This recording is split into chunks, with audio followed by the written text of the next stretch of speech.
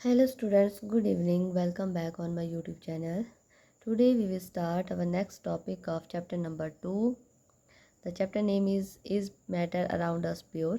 Okay, last class में हमने properties of a colloid पढ़ लिया था. तो नेक्स्ट जो टॉपिक है that is the physical and chemical changes. Okay, तो फिजिकल चेंजेस कैसे होते हैं, केमिकल चेंजेस कैसे होते हैं, इनका क्या इम्पैक्ट पड़ता है किसी सब्सटेंस के ऊपर. Okay, in the previous chapter we have learnt about a few physical properties of matter, the properties that can be observed and specified like color, hardness, rigidity, fluidity, density, melting point, boiling point, etc. These are the physical properties. कौन कौन सी है physical properties में? color, hardness, rigidity, fluidity, density, melting point और boiling point आते हैं. Interconversion of the state is a physical change because these changes occur throughout the change in the composition and no change in the chemical nature of the substances. तो interconversion जो होता है किसी भी matter में, तो वो एक फिज़िकल चेंजेस है. जैसे आइस से वेपर बनता है, वेपर से फिर से वाटर बनता है, लिक्विड स्टेट में आता है. ठीक है, तो ये जो है एक फिज़िकल चेंज है, ना कि केमिकल चेंज है. Although ice, water and water vapour all look different and display different physical properties, they have chemically the same. पर केमिकली कैसे होते हैं, सिमिलर होते हैं. Both water and cooking oil, these are liquid but their chemical characteristics are different. अब water लेते हैं आप और कुकिंग ऑयल, ये दोनों है तो लिक्विड, पर इनके केमिकल कैरेक्टरिस्टिक्स जो है डिफरेंट है. They differ in odour and inflammability, smell भी अलग होगी और साथ में जलने की जो कैपेसिटी होती है वो भी डिफरेंट होती है. We know that oil burn in air where as the water is the extinction fire.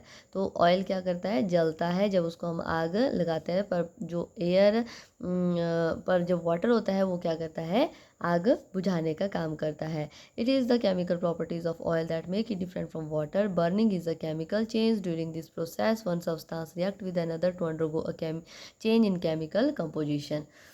तो बर्निंग जो है एक केमिकल चेंज है. जब बर्निंग होता है तो इसमें जो है केमिकल चेंजेस में जाता है substance. Chemical changes bring change in the chemical properties of matter and we get new substance. तो जब केमिकल चेंजेस आते हैं ना, तो उस सब्सटेंस में कुछ केमिकल जो चेंजेस होते हैं उसकी वजह से केमिकल प्रॉपर्टीज जो होती है वो भी डिफरेंट हो जाती है और नया सब्सटेंस मिल करके बनता है. A chemical change is also called as chemical reaction. During the burning of candle both the physical and chemical changes take place. Can you distinguish this? तो जब बर्निंग करते हैं कैंडल को तो दोनों फिजिकल और केमिकल चेंजेस होते हैं. ठीक है, तो आप क्या डिफ्रेंशिएट कर सकते हैं इनको. What is the difference between the physical change and chemical changes.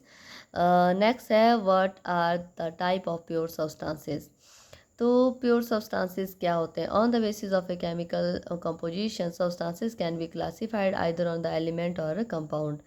Chemical composition के बेसिस के ऊपर जो सब्सटेंसेस हैं उनको हम क्लासीफाई कर सकते हैं कि वो एलिमेंट है या फिर कंपाउंड है. Okay, first one is the element. अब एलिमेंट क्या होते हैं. रॉबर्ट बॉयली थे एक scientist who was the first scientist to use the term element in 1661. सबसे पहले उन्होंने 1661 में टर्म एलिमेंट यूज़ किया था.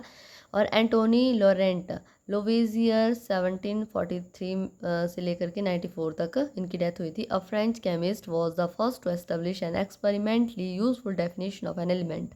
तो उन्होंने क्या किया था कि डेफिनेशन दी थी उन्होंने कि व्हाट इज़ द एलिमेंट, मतलब एक्सपेरिमेंटली भी उसको प्रूव किया था. He define as the element is the basic form of matter.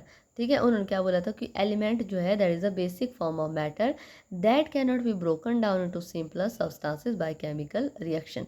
तो मतलब ये एक सबसे छोटा फॉर्म है मैटर का और इसको हम इससे ज़्यादा छोटे सब्सटेंसेस में तोड़ नहीं सकते. ठीक है, जैसे आपने सेल का पढ़ा था ना, तो सेल जो है सबसे बेसिक स्ट्रक्चर है, उसी तरीके से element is the basic form of matter. Okay, element can be normally divided into the metal, non metal and metalloid. तो एलिमेंट को हम कैसे डिवाइड करेंगे, मेटल में, नॉन मेटल में और मेटेलॉइड में.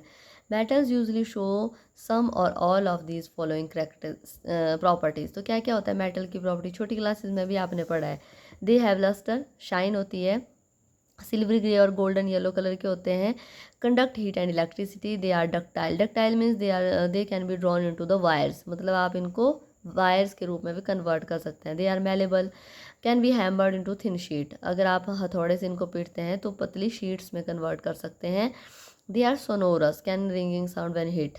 जैसे आपकी बेल होती है, मंदिरों में लगी होती है ना घंटियाँ, तो वो सोनोरस होती है, वो जो है मेटल से बनी होती है। Example of metal, these are the gold, silver, copper, iron, sodium, potassium, these all are the metals. Mercury is the only metal that is liquid at room temperature. तो मरकरी सिर्फ एक ऐसा मेटल है जो रूम टेम्परेचर के ऊपर liquid state में होता है, अदरवाइज मेटल होते हैं सॉलिड स्टेट में। Non metal usually show some or all of the following properties. तो नॉन मेटल में कौन कौन सी प्रॉपर्टीज़ होती है? They display a variety of colour. तो अलग अलग कलर के होते हैं non metal. They are poor conductor of heat and electricity. तो हीट इलेक्ट्रिसिटी दोनों के पुअर कंडक्टर होते हैं ये। नॉन लस्ट्रस, इनमें कोई चमक नहीं होती है, ना कोई आवाज़ होती है, और ना ही इनको हम शीट्स में कन्वर्ट कर सकते हैं। Non metal are hydrogen, oxygen, iodine, carbon, that is coal and coke and bromine, chlorine, etc.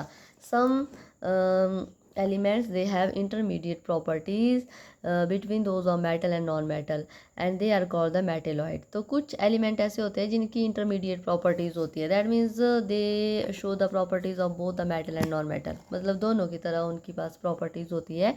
They are called metalloid. जैसे बोरोन है, सिलिकॉन है, germanium, these are the metalloid. More to know, अब इसमें क्या दिया है? The number of the element known as present is more than 100। तो 100 से ज़्यादा एलिमेंट प्रेजेंट है। 92 एलिमेंट्स नेचुरली अकरिंग है and rest are man made. Majority of element are solid में फॉर्म में है, और 11 एलिमेंट गैसेस स्टेट में है रूम टेम्परेचर के ऊपर, और 2 एलिमेंट्स जो है लिक्विड एट रूम टेम्परेचर, जैसे मर्करी और ब्रोमीन।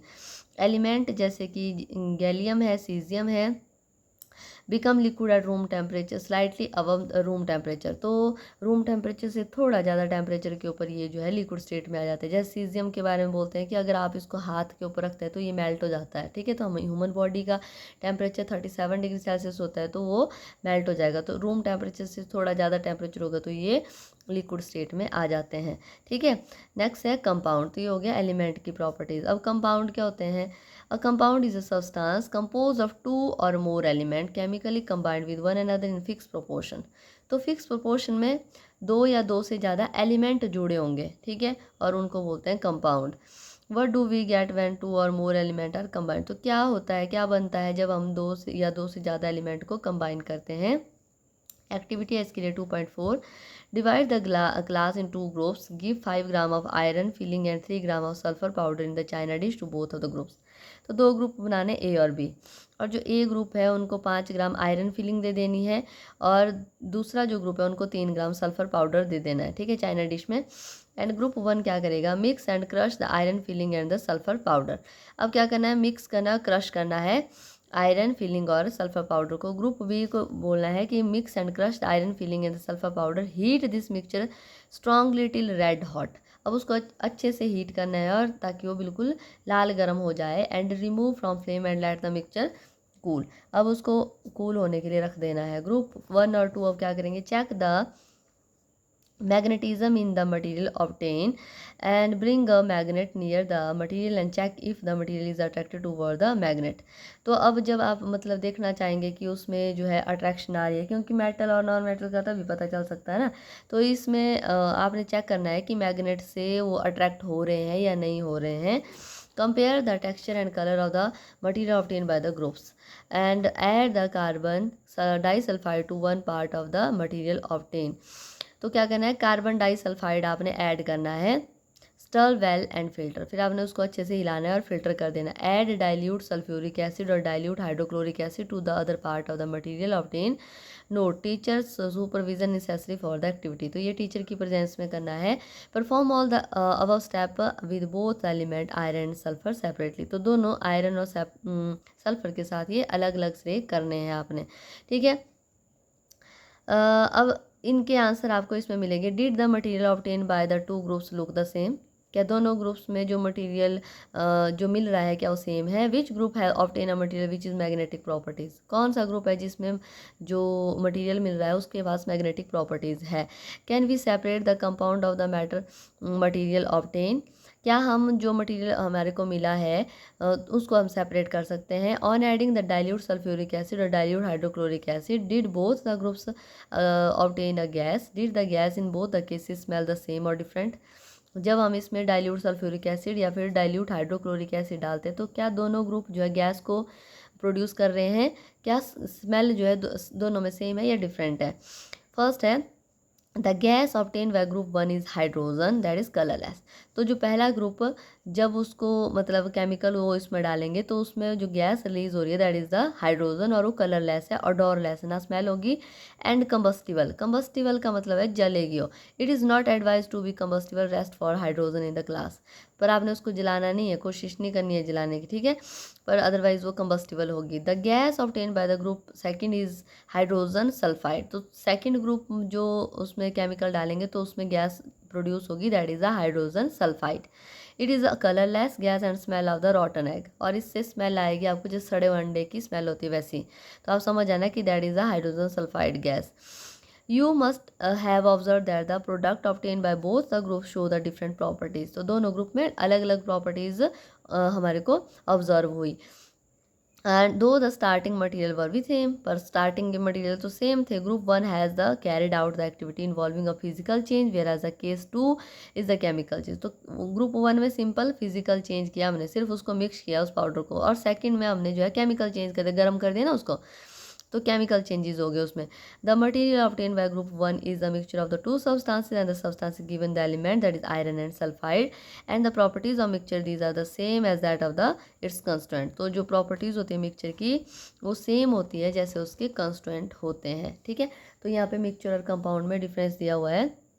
मिक्सचर क्या होते हैं, एलिमेंट और compound just mix together to form a mixture and no new compound is form. तो इसमें कोई नया कंपाउंड नहीं बनता है, पर जो कंपाउंड होता है element react to form a new compound, इसमें एलिमेंट जब रिएक्ट करते हैं तो एक नया कंपाउंड बनता है। A mixture has a variable composition, इसमें कंपोजिशन कम ज़्यादा हो सकती है, ठीक है, आपको एक ज़्यादा डाल सकते हो, दूसरे को आप कम डाल सकते हो। And the composition of each substance always fix, इसमें फिक्स होगी। A mixture show the properties of constant substances, और ये जो मिक्सचर होता है वो प्रॉपर्टीज़ जो भी आपने सब्सटेंसेस उसमें ऐड किए दोनों की प्रॉपर्टीज़ को शो करता है। और जो कंपाउंड होते हैं the new substance are totally different properties, इसकी जो है बिल्कुल अलग प्रॉपर्टीज़ होंगी, जो आपने एलिमेंट पहले डाले होंगे ना उनसे बिल्कुल हट करके होंगी। And mixture the constant they can be separated fairly easily by physical method, तो आप इसके जो पार्ट होते हैं उनको फिजिकल मैथड के थ्रू सेपरेट आउट कर सकते हैं।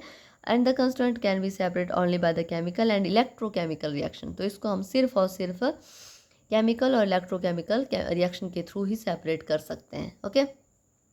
And the material obtained by group second is a compound, and the heating of the two elements strongly get a compound when the totally different properties compared to combining element। तो यही हमने अभी पढ़े। तो second जो group था उन्होंने जब उसको एक्टिविटी को किया तो वो एक कंपाउंड के रूप में कन्वर्ट हो गया। And the composition of the compound is the same throughout, and we can also be observe that texture and the colour of the compound are the same throughout. Texture और colour तो same रहेगा compound का। Thus we can be summarise the physical and chemical nature of the matter in the following graphical organiser. तो इसको हम इस तरीके से भी रिप्रेजेंट कर सकते हैं ग्राफिकल फॉर्म में। मैटर तीन तरीके का, तीन फेजेस इसमें होती है, solid liquid and gas stages होती है, प्योर सब्सटेंस और मिक्सचर। प्योर सब्सटेंस में एलिमेंट और कंपाउंड आते हैं, मिक्सचर में होमोजीनस और हेट्रोजीनस आते हैं। और इसमें एलिमेंट का भी हमने पढ़ लिया और कंपाउंड का भी पढ़ लिया। होमोजीनस का यूनिफॉर्म कंपोजिशन होती है, हेट्रोजीनस में नॉन यूनिफॉर्म होती है। इसमें अगर होमोजीनस में देखा जाए तो sugar in water, salt in water, sulphur in carbon dioxide, water and alcohol, मतलब जो एक तरीके से अच्छे तरीके से घुल जाते हैं। और इसमें जैसे sand and salt, sugar and salt, water and oil etcetera, तो ये सारे के सारे हिट्रोजिनस मिक्सचर है, ठीक है। तो इसके साथ ये जो चैप्टर है आपका फिनिश हो रहा है। आई होप आपको समझ आ गया होगा। अगर आपको मेरी क्लासेस अच्छी लगती है तो please like share and subscribe my channel, और प्लीज़ कमेंट, ठीक है। अगर आपको कोई सुधार की ज़रूरत लगती है तो प्लीज़ कमेंट कीजिए। Thank you so much.